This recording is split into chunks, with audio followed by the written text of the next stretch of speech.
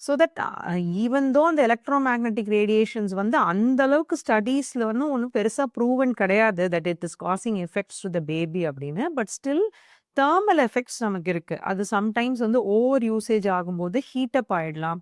இல்லை காதில் வச்சு பேசிகிட்டே இருக்கும்போது நம்ம ஹீட்டப் ஆகிடலாம். நிறைய இன்சிடென்ட்ஸ் கூட நம்ம கேட்டிருக்கோம். குக் பண்ணிட்டு இருக்கும்போது விமன் வந்து ஃபேமிலி மெம்பர்ஸ் கிட்டயோ ரிலேட்டிவ்ஸ் கிட்டயோ ஒரு prolonged call over for 30-40 minutes பேசிகிட்டு இருக்காங்க அப்படின்னா கண்டிப்பாக அதோட எஃபெக்ட்ஸ் இருக்கும். சம்டைம்ஸ் ஈவன் அது பர்ஸ்ட் ஆகி ஃபயர் அப் ஆகிற இன்சிடென்ட்ஸ் கூட நம்ம கேள்விப்பட்டிருக்கோம்.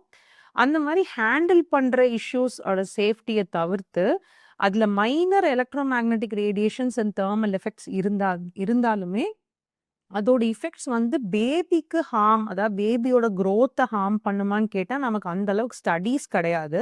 மேபி இன்னொரு 10-15 இயர்ஸில் அந்த மாதிரி ஸ்டடீஸ் வரலாம். ஏன்னா இப்போ தான் அந்த மொபைல் ஃபோனோட யூசேஜ் வந்து ரொம்ப ஜாஸ்தியாக இருக்குது.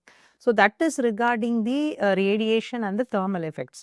மற்றபடி பார்த்தோம்னா நமக்கு வந்து பேஸ்ட் ஆன் அந்த சோஷியல் மீடியா யூசேஜாக இருக்கட்டும், இல்லை வாட்சிங் மூவிஸாக இருக்கட்டும், serials what ever it is you are வாட்சிங், அதனால வரக்கூடிய மிஸ்இன்ஃபர்மேஷன் ஜாஸ்தியாக அதோட இல் எஃபெக்ட்ஸே நிறையா இருக்கும்.